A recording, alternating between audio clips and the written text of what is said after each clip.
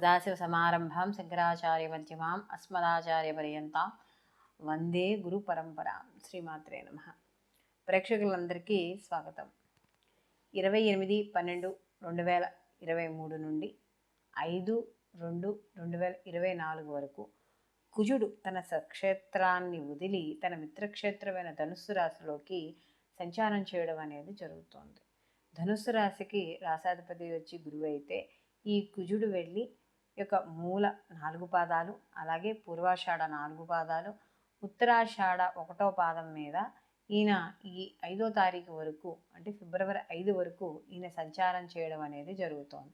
అయితే ఇక్కడున్న నక్షత్రాల్లో కానీ చూసుకుంటున్నప్పుడు ఈయనకి మూలా నక్షత్రము, అలాగే మనకి ఉత్తరాషాఢ నక్షత్రానికి వచ్చేటప్పటికి వీళ్ళిద్దరికీ మిత్ర నక్షత్రాలే కాబట్టి, అంటే ఆ యొక్క గ్రహాధిపతులు వచ్చే మిత్రులే కాబట్టి ఎక్కువ శాతం వీళ్ళకి అనుకూలంగా ఉండడం అనేది జరుగుతుంది. కాబట్టి ఈ యొక్క కుజుడు ధనుస్సు రాశిలో సంచారం చేయడం వల్ల ద్వాదశ రాశుల వారికి ఎటువంటి శుభ ఫలితాలు ఉండబోతున్నాయి, ఎటువంటి పనులు చేయవచ్చు, ఎటువంటి అశుభ ఫలితాలు ఉంటున్నాయి, ఎటువంటి పనులు చేయకూడదు అనే విషయాన్ని ఇక్కడ మనం తెలుసుకుందాం. వృషభ రాశి వారికి కానీ చూసుకుంటున్నప్పుడు ఇక్కడ మనకి ఈ వృషభ రాశి వారికి అష్టమ స్థానంలో ఈ యొక్క కుజుని యొక్క సంచారం. అందులో వీళ్ళకి ఏమవుతుంది, వ్యయాధిపతి సప్తమాధిపతి, సప్తమాధిపతి అయిన కుజుడు వచ్చి వీళ్ళకి అష్టమ స్థానంలో ఎప్పుడైతే సంచారం చేస్తున్నాడో వీళ్ళకి ధనపరంగా ఖర్చులు అధికంగా ఉండడం అనేది జరుగుతుంది.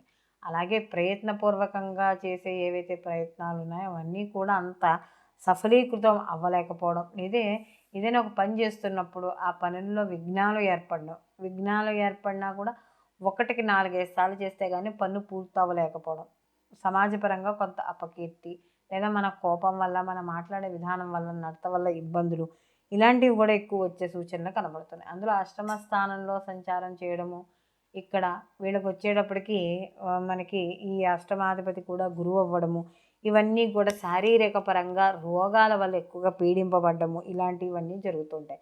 అలాగే ప్రస్తుతం ఏదైతే మనకి ఈ సీజనల్ ఫీవర్స్ వస్తున్నాయో వాటి వల్ల జ్వరాలు, పీడలు, రోగాలు, శారీరకంగా ఎక్కువగా నీరసించిపోవడం, ఇలాంటివన్నీ కూడా కనబడుతూ ఉంటాయి. ధనపరంగాను అలాగే గౌరవపరంగాను కూడా కాస్త కొంచెం మీరు తక్కువ అవ్వడం, అంటే గతంతో పోలిస్తే ఏదో ఒక మాట్లాడే మాట విషయంలో కావచ్చు, మా చేత విషయంలో కావచ్చు, కాస్త ఇబ్బంది పడే సూచనలు అనేవి ఇక్కడ కనబడుతూ ఉండడం అనేది ఉంది. అలాగే ఎక్కువగా ప్రయాణాలు చేస్తూ ఉంటారు ఈ వృషభ రాశి వాళ్ళు. అలాగే ముఖ్యంగా ఇక్కడ చూసుకున్నప్పుడు వీళ్ళకి ఈ యొక్క వృషభ రాశి వాళ్ళకి ఎక్కువగా తరచూ ప్రయాణాలతో పాటు ప్రయాణాల్లో అలసటలు కూడా ఏర్పడడం అనేది జరుగుతోంది. అలాగే వీళ్ళకి అష్టమ స్థానంలో కాబట్టి ఆకస్మికంగా చిన్న చిన్న ఇబ్బందులు, లేదా అప్పుడప్పుడు అశుభ వార్తలు వినడము, ఇలాంటివి కూడా కనబడుతూ ఉంటాయి. అలాగే వీళ్ళు చేసే ప్రయత్నాలలో కూడా అంత సఫలీకృతం అవ్వలేకపోవడం, రుణాలు చేయడం, లేదా రుణమూలకంగా ఇబ్బందులు పడడం, ఇలాంటివన్నీ కూడా గోచరిస్తున్నాయి. ఎవరైతే విద్యార్థులు ఉన్నారో విద్యార్థులు కాస్త కొద్దిగా శ్రద్ధ పెట్టి వహించడం అనేది మంచిది. అలాగే ఎవరికైతే అంటే కొత్తగా ఏమైనా పనులు చేపట్టాలనుకుంటున్నారో ఆ కొత్తగా పనులు చేపట్టే వాళ్ళు మాత్రం కాస్త అనుభవజ్ఞుల యొక్క సలహాలు సూచనలు తీసుకుని మాత్రం ఈ యొక్క చేయాలి. లేకపోతే అనవసరంగా ఒక చోట డబ్బు పెట్టుబడులు పెట్టి దాంట్లో నష్టపోవడం వల్ల ఎక్కువగా రుణాలు ఏర్పడే అవకాశం ఉంది. కాబట్టి పెట్టుబడులు పెట్టే విషయాల్లో వాటిల్లో మాత్రం కాస్త తగు జాగ్రత్తలు అనేవి మాత్రం ఈ యొక్క వృషభ రాశి వాళ్ళు ఈ కుజుని యొక్క సంచారం వల్ల మాత్రం తీసుకోవాలి. అలాగే ముఖ్యంగా ఇక్కడ చూసుకున్నప్పుడు ఇక్కడ ఏవైతే రుణాలు చేయదలుచుకున్నారో ఆ రుణాలు చేసేటప్పుడు మాత్రం ఖచ్చితంగా ఏదైనా ఒకటి రాసుకుని కానీ తెలిసిన వాళ్ళ ద్వారా కానీ తీసుకోవడం మంచిది. లేకపోతే మోసపోయే అవకాశాలు కూడా ఎక్కువగా ఈ వృషభ రాశి వారికి కనబడుతున్నాయి. విద్యార్థి సామాన్యంగా ఉంది. అలాగే వీళ్ళు చేసే వృత్తి ఉద్యోగ వ్యాపారాల్లో కూడా కాస్త ఆలస్యాలు కనపడడం, అంటే ఏదైనా వీళ్ళు ఒక మంచి వార్త విందాము అనుకునేటప్పటికి ఆ వార్త వినడానికి కాస్త ఆలస్యం అవుతూ ఉండడము, ఏం జరుగుతుందో అని తెలియని భయము, ఇలాంటివన్నీ కూడా ఈ వృషభ రాశి వారికి కుజుని యొక్క సంచారం వల్ల కనబడుతున్నాయి.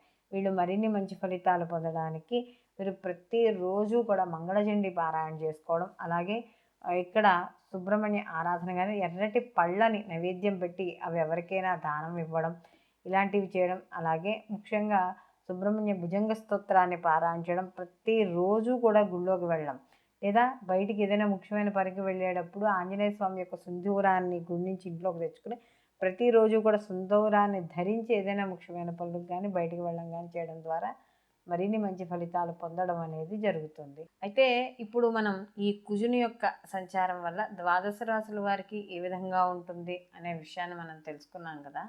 అయితే వీళ్ళకి ఈ యొక్క ప్రతి గ్రహానికి కూడా మనకి మార్పు చెందినప్పుడు కొన్ని కొన్ని గ్రహాలు ఒక నెలలో మారుతాయి, కొన్ని గ్రహాలు 45 రోజులకి, కొన్ని గ్రహాలు 18 నెలలు, ఇలా వాటి యొక్క నిడివిని బట్టి గ్రహాల యొక్క మార్పులు ప్రతి రాశిని మనకి ప్రతి రాశికి మార్పు చెందడం అనేది ఉంటుంది.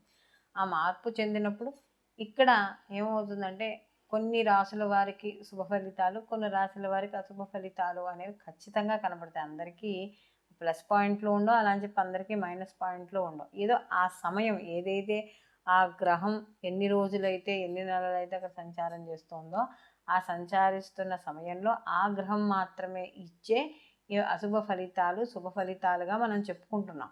అయితే కానీ పూర్తిగా ఇవే ఫలితాలు పూర్తి స్థాయిలో ఉంటాయి అని చెప్పుకుందుకు లేదు. ఎందుకంటే దీంతో పాటుగా జన్మరాశి ఫలితాలు కూడా ఉంటాయి, అంటే మనం వ్యక్తిగత జన్మజాతకాలు కూడా ఉంటాయి. కాబట్టి దీనితో పాటు వాటిని కూడా పరిశీలనలోకి తీసుకోవాలి ఈ యొక్క రాశులతో పాటు. కాబట్టి ఈ యొక్క మనం ఇందాక చెప్పుకున్నవన్నీ కూడా మీకు గోచార ఫలితాలతో పాటు మీ జన్మజాతకాలకు కూడా అనుసంధానం చేసుకుంటూ మాత్రమే ఈ యొక్క మీరు ఈ యొక్క వాటిని పరిశీలనలోకి అనేది తీసుకోవాలి.